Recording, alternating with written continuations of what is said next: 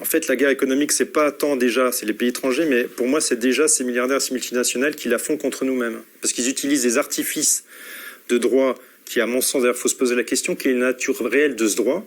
Est-ce que c'est encore du droit ? Parce que c'est un droit parallèle qui ne sert qu'à frauder. Donc on a attaqué au tribunal de commerce de Paris Emmanuel Beignet, le milliardaire, je ne sais plus, il est dans le top 8, là, top 10 des milliardaires français avec sa famille. Alors au départ, il faut savoir que c'est nous qui payons de notre poche. Par exemple, moi, l'attaque contre Lactalis avec mon frangin, ça nous a pris 3 000 euros. Tu vois, tu balances 3 000 balles dedans, tes petits sous.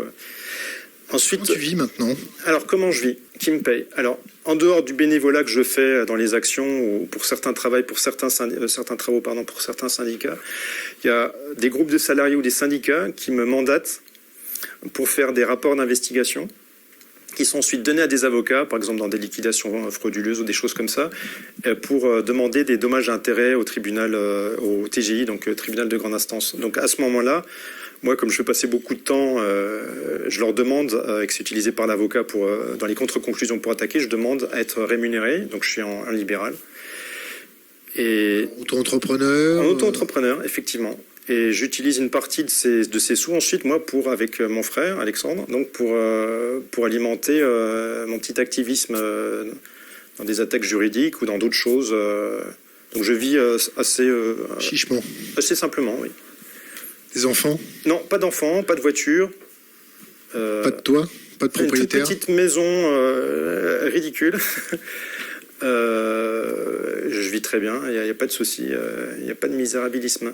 Et je prends pas l'avion et je pars pas à l'autre bout de la planète et je prends pas de vacances. Enfin, quand je prends les vacances, c'est dans les Vosges où j'habite. C'est simplement par patriotisme ? Alors, non, pas de pour tes valeurs chrétiennes ou tes valeurs de ce que tu veux ? J'ai pas d'âme imaginaire, désolé. Disons, j'ai la foi, si tu veux. Je considère qu'on a tous en fait une mission dans la vie. Le but de la vie, c'est de découvrir sa mission. D'ailleurs, on le sait très tôt en réalité, on le sait depuis qu'on est presque enfant de ce qu'on veut faire en réalité. Moi, je me rappelle déjà enfant de ce que je voulais plus ou moins faire. Et une fois que tu fais les bonnes rencontres qui te disent bah oui, vas-y, grand, si c'est ton but dans la vie, vas-y, t'as plus de peur parce que tu te dis mon but, il est défini, je sais où je vais. Et rien ne peut me faire peur. Alors, je ne suis pas casse-cou pour autant, je suis vigilant, je ne suis pas une tête brûlée, mais les menaces ou quoi que ce soit, ou les procès, alors là, c'est vraiment... à chaque fois, au contraire, je trouve que c'est très positif, et c'est une façon de... C'est comme de faire de la boxe, du sparring. Du sparring, c'est une façon de se renforcer, tout simplement. Ah oui, Lactalis m'avait dit qu'il allait m'attaquer en diffamation. Quand j'avais sorti l'article dans Marianne. Il va vous attaquer, machin. Bon, bah, les 3 mois sont passés, grand, il n'y a toujours pas eu d'attaque. Enfin, ça fait 2 ans, je crois, ou 1 an et demi. Enfin, c'est peut-être ça, être humain, en réalité. Ça serait intéressant d'arriver à ça en tant qu'être humain.